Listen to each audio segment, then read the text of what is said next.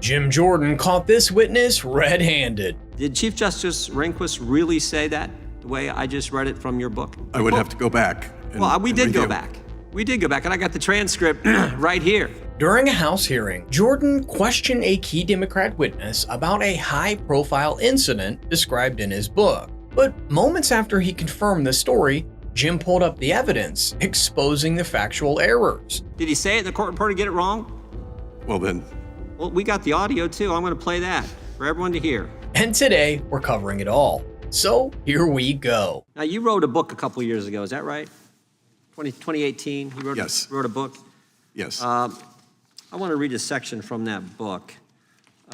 It's a section where you relate you and your family attended oral arguments at the court. You were there in the courtroom, and that directly involved your brother Paul, also a reverend.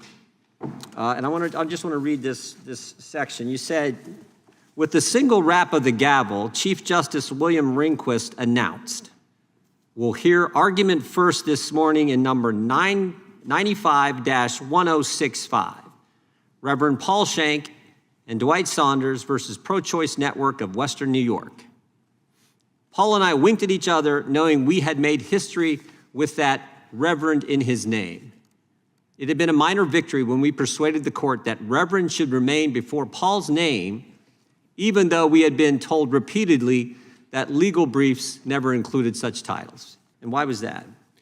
Because we saw it as a religious liberty matter, and that would make it clear that it fit in that category. That guy is Reverend Rob Schenck, who some of you might recognize for his pro-life activism throughout the 90s and the early 2000s. But over time, he flipped positions, and in 2022, he told the New York Times that he had advanced knowledge of a major Supreme Court ruling before it became public. In fact, during his opening statement at this hearing, he went even further, claiming he led something called Operation Higher Court, which allegedly involved recruiting, training, and deploying wealthy volunteer couples to build relationships with conservative Supreme Court justices and their spouses in an effort to influence them. In other words, he was describing a covert lobbying effort, which is a pretty big claim considering that it rests largely on his own account. But after reading that excerpt from Rob's book, Jim rolled out the evidence proving this story was not nearly as credible as it sounded. Did Chief Justice Rehnquist really say that the way I just read it from your book? I can't say that I remember that. Well, you're pretty darn specific here. You made it a big deal. Thought it's the first time it's ever happened. I'm just asking, did it really happen? I wish I could tell. I would have to go back and review that. So it may not have? Possibly not. Why do you say possibly not? You were emphatic in your book. I would have to go back. We did go back. We did go back, and I got the transcript right here. Proceedings, 10:05 a.m., Chief Justice Rehnquist.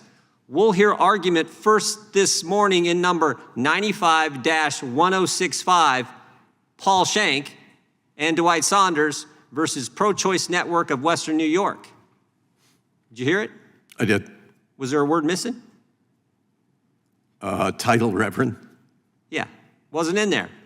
It is pretty interesting to me that a major detail he included in his book, which he presented as some kind of victory, turned out not even to be true. The thing is, he was one of the Democrats' key witnesses at this hearing as they tried to build support for Congress imposing new ethics rules on the Supreme Court, something that would inevitably raise questions about the separation of powers. Plus, it's also going to open a much bigger debate, because Democrats have made no secret of their desire to reshape how the court operates. The problem is, they couldn't have picked a worse witness to make this case. Not only did Jordan have documents challenging his account, but he also had audio evidence. But before we get into that, we have a quick message from today's sponsor. Recently, President Trump signed an executive order calling it imperative for national security that America rapidly expand domestic mineral production.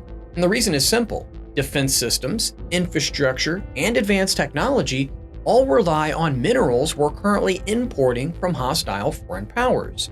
Just take titanium. It is essential for F-35 fighter jets, naval destroyers, and our advanced radar systems, yet China controls 60% of the global supply. The White House has made one thing clear: America needs its own secure titanium pipeline. That's where Saga Metals steps in, trading as SAGMF in the US and Saga in Canada. Through its radar titanium project in Labrador, Saga is developing what could become a direct answer to this strategic vulnerability. Recent drill results delivered the strongest numbers in the company's history, including exceptionally high-grade titanium zones rarely seen at this scale. And momentum is building. Saga recently secured $10 million in financing dedicated entirely to drilling, giving the company strong capital support to accelerate development. They also expanded aggressively by acquiring another titanium asset in the same district as the world's largest titanium mine. And what makes that even more interesting is that they secured this ground while Rio Tinto, one of the world's largest mining giants, was targeting the same area. With year-round drilling, major funding, strong results, and a growing government urgency around domestic supply chains, Saga sits in a powerful position. So, if you want to learn more about them, click the link in the description, because this story is one worth watching. In your book, you said it was a big deal, so much so that you winked at your brother. Did you wink at your brother? Yes. What'd you wink for if it wasn't in the title? Well, it was our case. But that's not, you said you winked because they included Reverend in the title, and the transcript says Mr. Rehnquist didn't. Perhaps not. Perhaps? Court reporter get it wrong? Did he say it and the court reporter get it wrong? Well, then,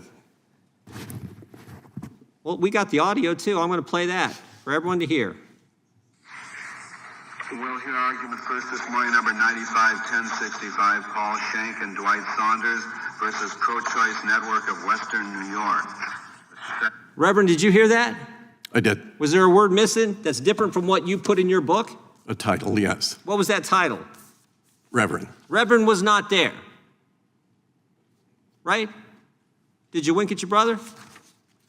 I think I did. In fact, I think I actually Oh, wow. hooked him. So now you got more details. If you think about it, Rob is using the same playbook that we see from mainstream media all the time. You see, it's really not different from building an entire narrative around claims from anonymous sources that nobody can independently verify. In this case, Rob was the source, and I can guarantee you that the most people who picked up his book were not doing it to dig through some Supreme Court records to check whether his brother was actually identified as a reverend. It seems like a small detail, but it actually says quite a lot about someone's credibility. Jim expanded on this exact point next, making it clear that Schenck's claims shouldn't be accepted at face value. You got the key detail wrong, what you were writing about in your book, but now you remember an additional detail. You not only winked, you elbowed your brother. Even though the reason for the wink in your writing was the fact that Reverend was using the title, something that had never been done, but it wasn't used. But we're supposed to believe you today. We're supposed to take your word over Justice Alito's word. We're supposed to take your word over a lady who gave you dollars donated to your cause, Miss Gail Wright. You're disparaging her name, Justice Alito's name, and the court.